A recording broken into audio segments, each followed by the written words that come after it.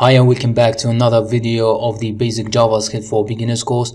In today's lesson we are going to learn how to declare variables in JavaScript. So let's get into it.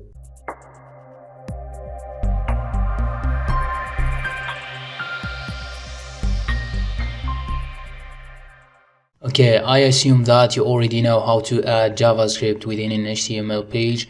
If you don't know how to do that, you can refer to the previous video to learn how to do it. The first thing that I want to talk about is what is a variable. If you want to define a variable, we can say that variable is nothing more than a container that holds a value or that holds a data value. To declare a variable in JavaScript, all you need is using the keyword var and give a name to that variable. Let's say that we want to name that variable foo, and what you can do is assign in a default value to that variable in the same line. You can do this too, and to demonstrate this, let's console log our variable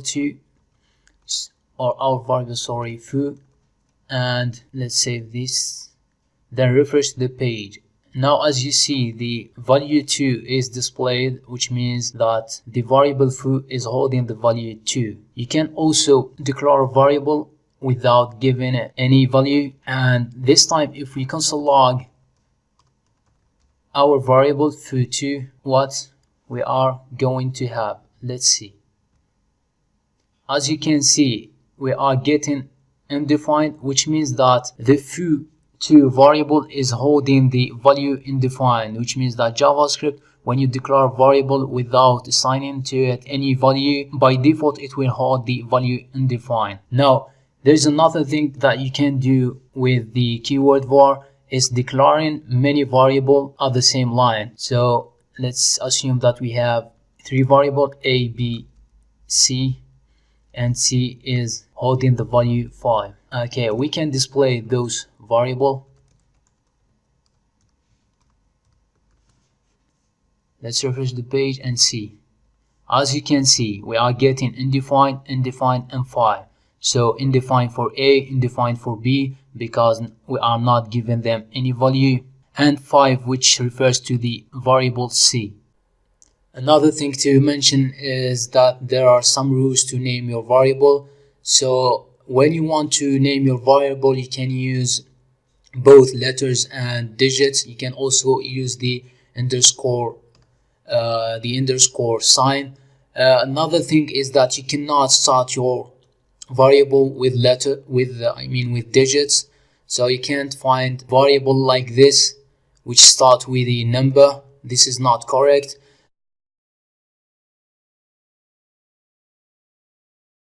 And also you should know that naming a variable in JavaScript is a case sensitive, which means that when you have a variable like this, var, a capital letter X, is different from a small x, so you should consider this. Another thing is that you cannot use reserved words or the JavaScript keywords. So you cannot say, for example, var, because this name is reserved only for JavaScript, so that you cannot use it. A best practice while naming your variables is using the camel case convention or the camel case naming convention. If you've got a variable like, let's say, myvar, instead of writing it like that, you could write it like this way, starting with a lowercase. Then whenever you hit a new word, you should use the uppercase. Let's say that we've got another variable. Let's say this variable name is my awesome variable. As you can see, whenever we have a new word, we should start it with an uppercase, and we start our variable with a lowercase. So this is a best practice that you could use while naming your variables. Okay, now what I want to do is to experiment with JavaScript. I want to mess with JavaScript. So let's say that I've got a variable a, and this variable is holding the value 6. Now let's say that we've got other instructions after that, after the declaration, lots of instruction after it. And one day I wanted to change the variable of a to 10, and instead of writing a, I wrote double A and I gave it the value 10. Now I got other instructions after it. Then another day I wanted to display the value or to log the value of a. Now what I'm expecting is 10 as a result. Now a normal execution or a proper execution of that piece of code would throw an error on here on line 8 because we are not declaring the variable double A, right? Throw an error on here. Now the question is, does JavaScript or will JavaScript throw an error in here? This is what we are going to find out. So let's save the file and then refresh the page. As you can see, JavaScript has ended executing the code, and at the line 15 we are displaying the result of a, which is 6, the initial value. Now with this kind of behavior you might have some serious problem with your JavaScript code. So to protect your code, ECMAScript 5 have introduced a new feature, which is the strict mode. Now by adding this directive at the beginning of your file, JavaScript will throw an error at line 9. Now let's refresh the page again, and as you can see we are having a reference error. A double A is not defined at line 9, which is great. So whenever you want to protect your code, use the use strict directive. Now if we want to write a well-structured code that follows a logical order, I bet that you won't argue with me if I say that we should declare our variables before using them, right? Now if you use the keyword var, something like that is possible.